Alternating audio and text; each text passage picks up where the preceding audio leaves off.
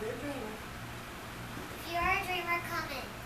If you are a dreamer, a wisher, a liar, a hoper, a prayer, a magic bean buyer. If you're a pretender, come sit by my fire. For we have some flax golden tales to spin. Come in, come in.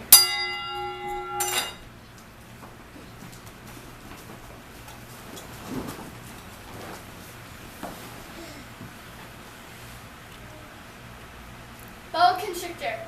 Yay!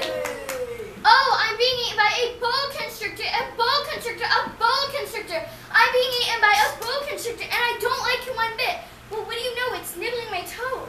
Oh, gee, it's up to my knee. Oh, my, it's up to my thigh. Oh, fiddle, it's up to my middle. Oh, heck, it's up to my neck. Oh, dread, it's up to my...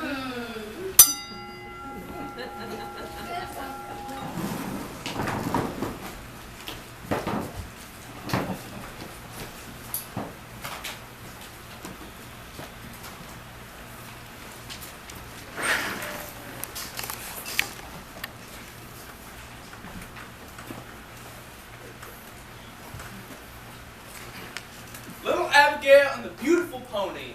Yay! But there was a girl named Abigail who was taking a drive through the country with her parents. Hi, I'm Abigail. When she spied a beautiful, sad-eyed, gray and white pony, and next to it was a sign that said, "For sale, cheap." Oh, Said Abigail, may I have that pony? May I please? and her parents said, No, you may not. and Abigail said, But I must have that pony. and her parents said, Well, you can't have that pony, but you can have a nice butter pecan ice cream cone when you get home. and Abigail said, I don't want a butter pecan ice cream cone. I want that pony. I must have that pony. and her parents said, Be quiet and stop nagging. You're not getting that pony. and Abigail began to cry and said, If I don't get that pony, I'll die. and her parents said, You won't die. No child ever died yet from not getting a pony. and Abigail felt so bad that when she went home, she went to bed. And she couldn't eat.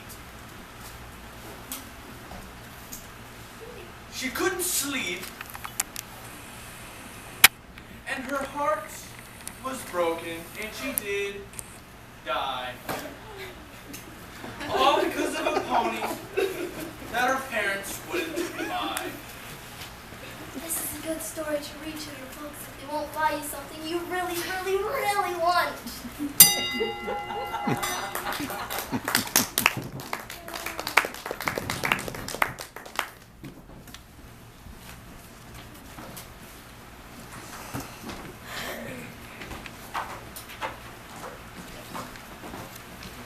Deaf Donald! Yay! But Deaf Donald met Toppy Sue, but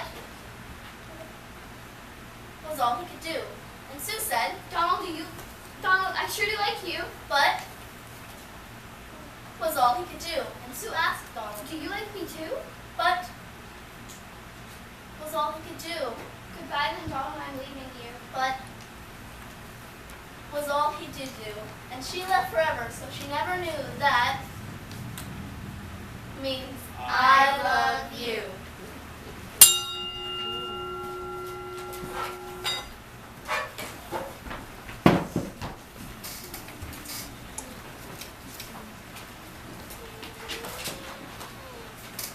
Peanut butter sandwich. Yay! Good. I'll sing you a poem of a silly young king who played with the world at the end of a string. But he loved one single thing, and that was just a peanut butter sandwich. I love peanut butter sandwiches. Yes, I do. The scepter and his royal gowns, his regal throne and golden crowns, were brown and sticky from the nouns and drippings from each peanut butter sandwich. His subjects all were silly fools,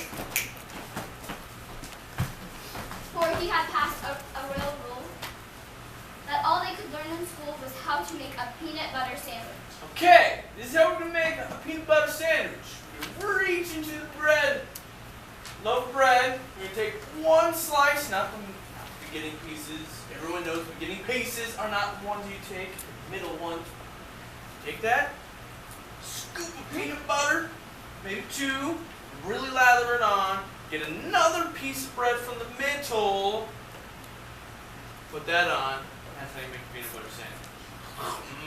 Like it. He would not eat his sovereign steak. No! No! He stored in his soup and kingly cake. No!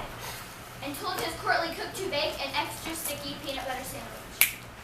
Cook an extra sticky peanut butter sandwich.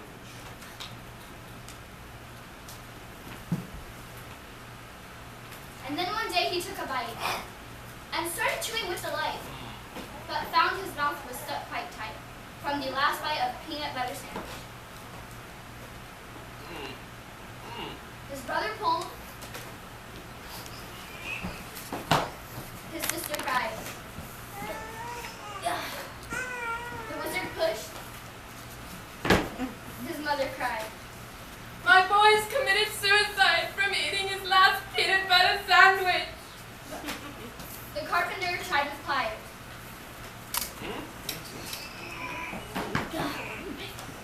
Telephone man tried with wires. Firemen, they tried with fire. But couldn't milk that peanut butter sandwich. With ropes and pulleys, drills and coils, with steam and lubricating oil.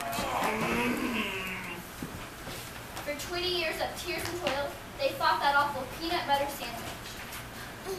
Then all the royal subjects came. They hooked his jaws with grappling chains and pulled both ways with might and main against that stubborn peanut butter sandwich. Each man and woman, girl and boy, put down their plows and pots and toys and pulled until crack! Oh, joy! They broke right through that peanut butter sandwich.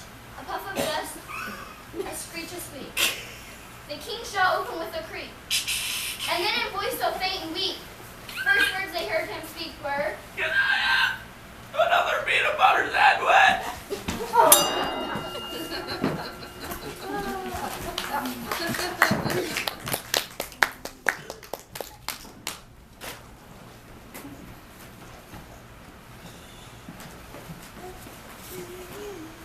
For sale. yay! What's sister for sale? What's sister for sale? I'm crying and spying. What's sister for sale? I'm really not kidding. So who'll start the bidding? Do I hear $1, a quarter, a penny? Oh, isn't there anyone who will buy this fine sister for sale? Crying and spying, young sister for sale. Come on, they're not gonna buy you. Oh.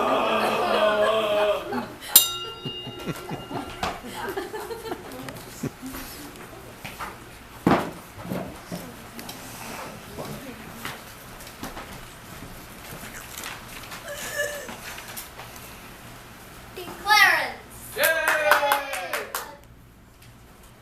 Clarence Lee from Tennessee loved the commercials he saw on TV.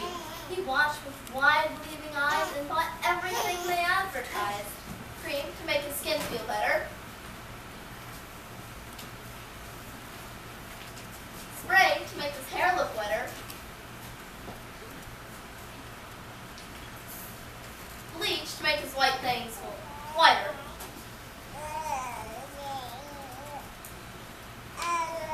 And stylish jeans that fit much tighter.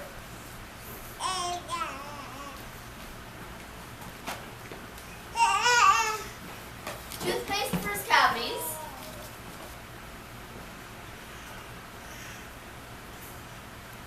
And powder for his doggy's fleas.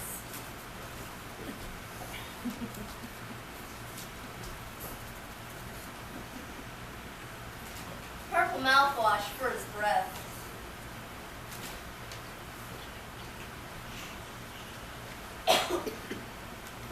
And deodorant to stop the sweat.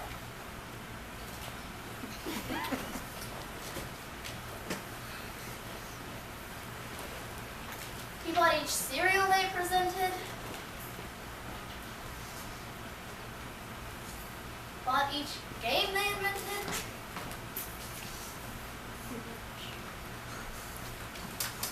Then one day he looked and saw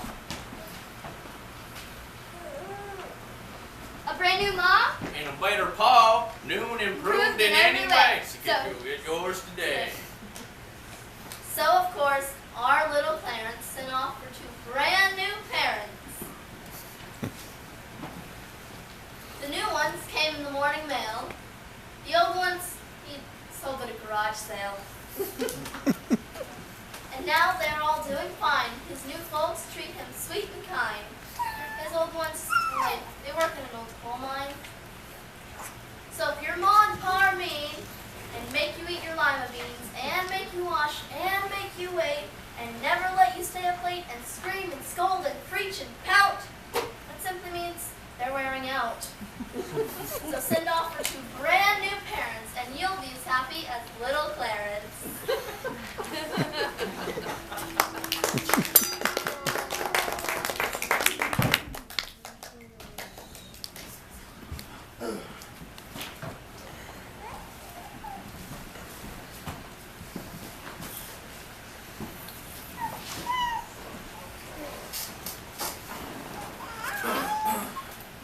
The little blue engine.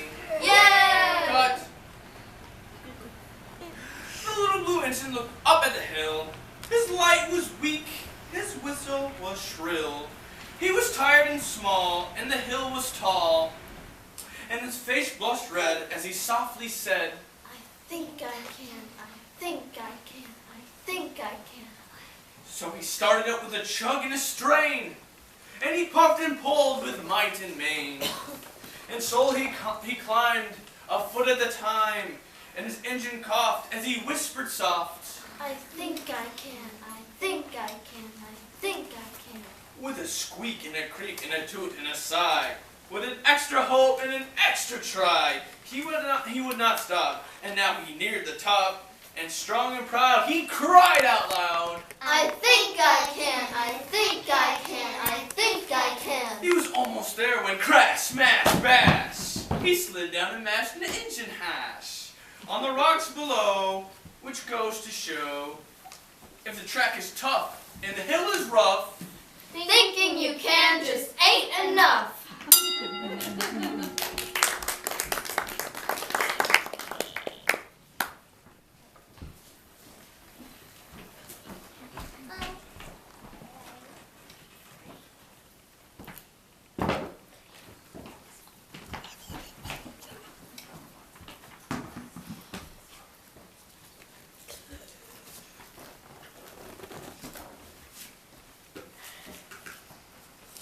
Sarah, Cindy, Sylvia, Stout would not take the garbage out. Yay! Cut! Sarah, Cynthia, Sylvia, Stout would not take the garbage out. She scoured the pots and scraped the pans, candied the yams and spiced the hams. And though her daddy would scream and shout, Sarah, Cynthia, Sylvia, Stout, take the garbage out. No. she simply would not take the garbage out. And so it piled up to the ceilings. Coffee grounds, potato peelings, brown bananas, rotten peas,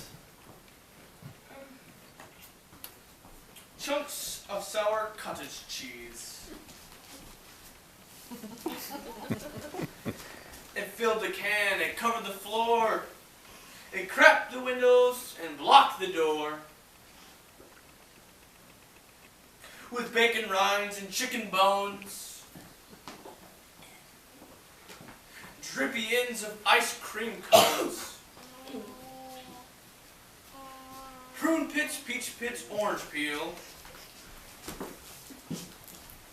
gloppy glumps of cold oatmeal,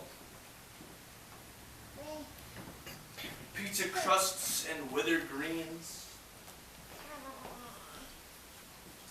soggy beans and tangerines, crust of blackbird buttered toast, bristly bits of beefy roasts.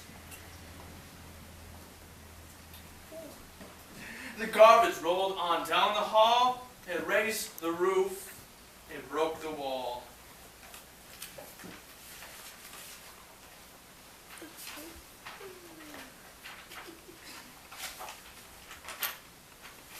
At last, the garbage reached so high that finally it touched the sky. And all the neighbors moved away. And none of her friends would come out to play. And finally, Sarah Cynthia Stout said, Okay, I'll take the garbage out. but then of course, it was too late.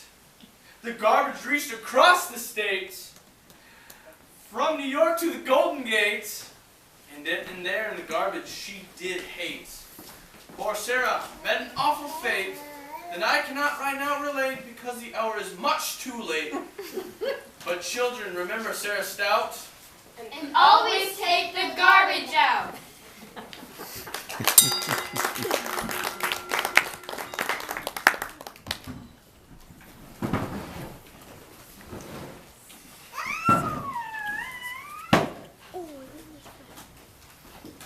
Sick.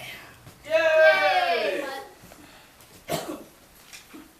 I cannot go to school today. Said little Peggy Ann McKay. I have the measles and the mumps, a gash, a rash, and purple bumps. My tonsils are as big as rocks. I've counted 16 chickenpox, and there's one more that's 17. And don't you think my face looks green? My leg is cut, my eyes are blue. It might be instrumental too. I cough and sneeze, and gasp and choke. I'm sure that my left leg is broke. My hip hurts when I move my chin, my belly button's caving in. My back is wrenched, my ankles sprain, my appendix pains each time it rains. My nose is cold, my toes are numb, I have a sliver in my thumb. My neck is stiff, my spine is weak, I hardly whisper when I speak. My tongue is filling up my mouth, I think my hair is falling out. My brain is shrunk, I cannot hear. There is a hole inside my ear! I have a hangnail and my heart is... It's Saturday. What? Is that you say? You say today's Saturday? Come on, I'm going out to play.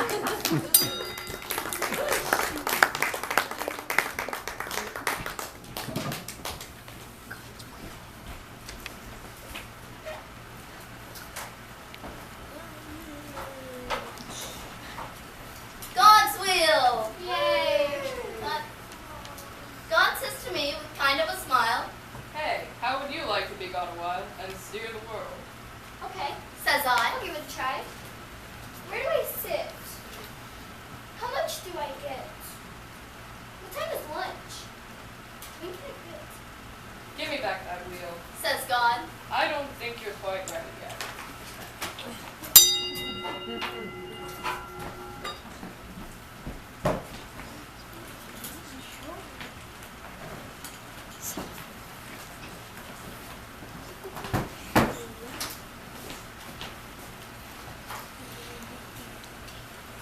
One, two.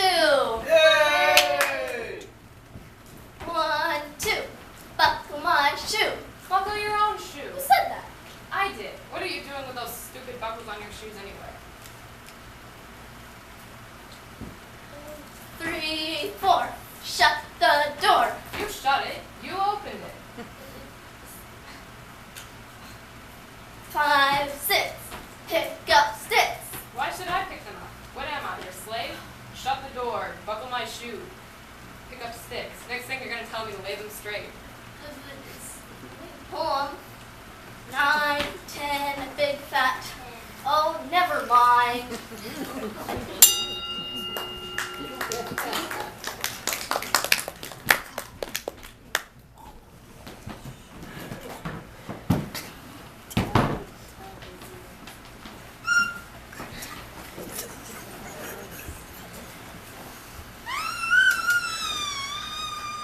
Crowded tub! Cuts! There's too many kids in this tub. There's too many elbows to scrub. I just washed a behind that I know wasn't mine. There's too many kids in this tub.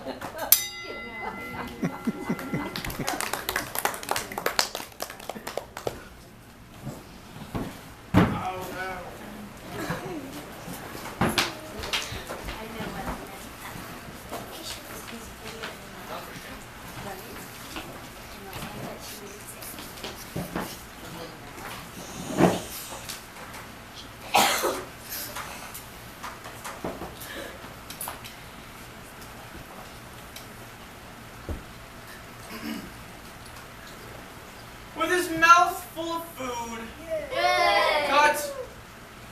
for Dupree, though he knew it was rude, talked with his mouth full of food.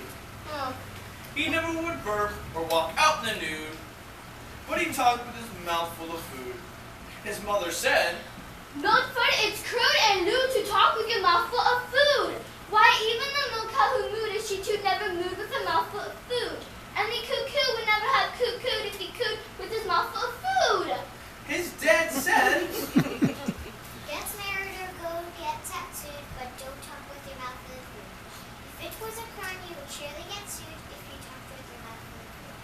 Why, just like an uncle, you should be sued as you talk with your mouth full of food. For you know we're all put in a terrible mood.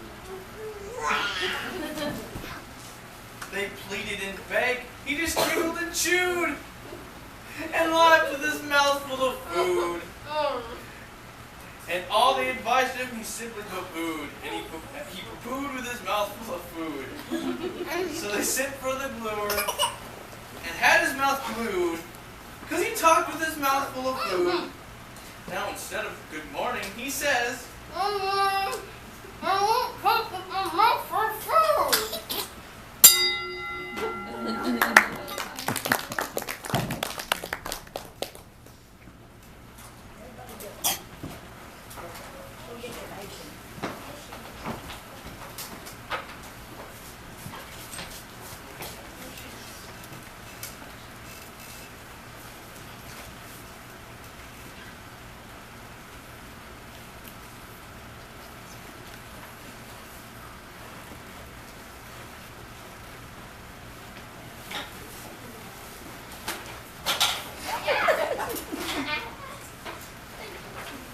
Asian! "Yay!" If we meet and I say, Hey, how you doing? How you doing? that's a Salutation. you ask me how I feel, How you doing? that's Consideration. if we stop and talk a while, Hey, how's it going? We were just at the beach the other day. that's a Conversation. if we understand each other, Oh, that's what you said. I thought you said something else. Okay. that's Communication. if we argue, scream, and fight, Hey, did I say that? I wrong. Yeah. No. that's an Altercation. if later we apologize, Oh, I didn't mean it. It was an accident. No. that's Reconciliation. Reconciliation. if we help each other home, Okay, here's what we're gonna do. All right, go. Take a left. Take some right. that's Cooperation. and all these Asians added up make civilization.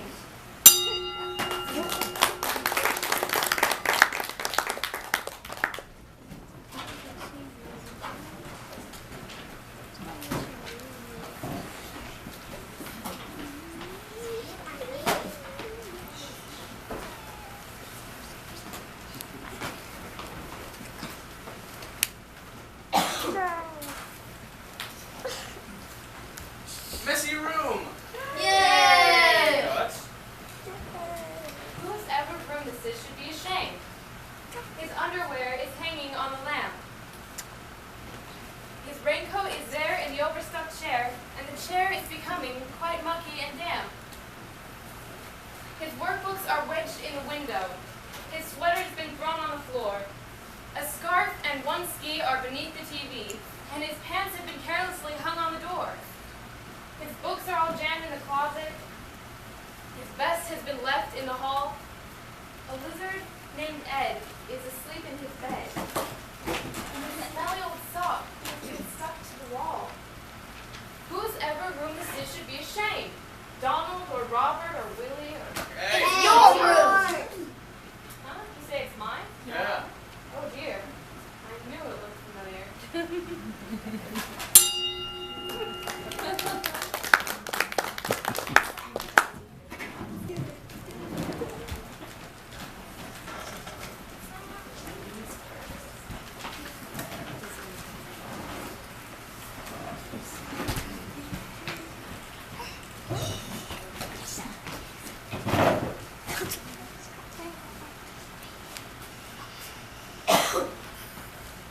ladies first. Yay!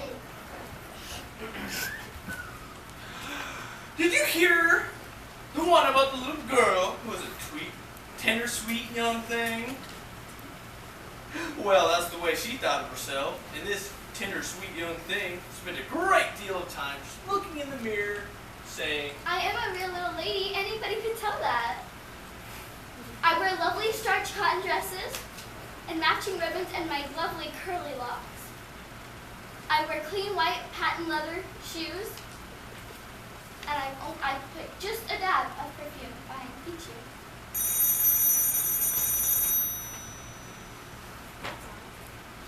when she was at the end of the lunch line at school, all she had to say was, Ladies first, ladies first. and she'd get right up to the front of the line. Well, her life went on like that for quite a while, and she wound up having a pretty good time. You know, admiring herself in mirrors, always getting to be the first one in line, stuff like that.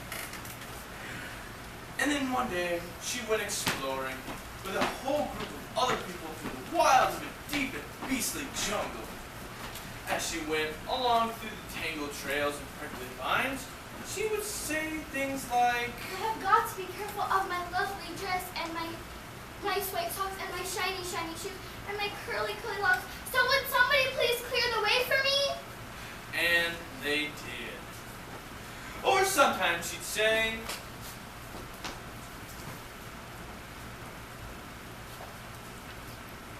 What do you mean there aren't enough mangoes to go around? And I'll have to share my mango because I was the last one across that icky river full of crocodiles and snakes? No matter how last I am, it's still ladies first, ladies first. So hand over a full mango, please. and they did.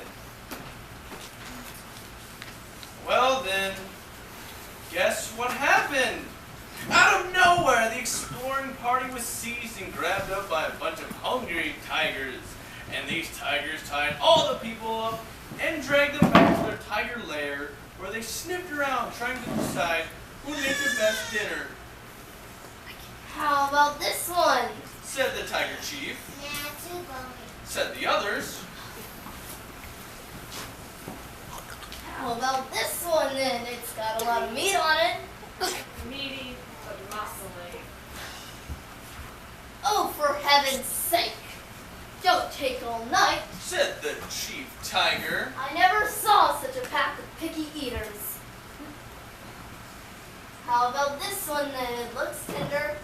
Smells nice. In fact, I never saw anything quite like it before. I wonder what it is. I'm a tender, sweet young thing. She said. Oh, far out.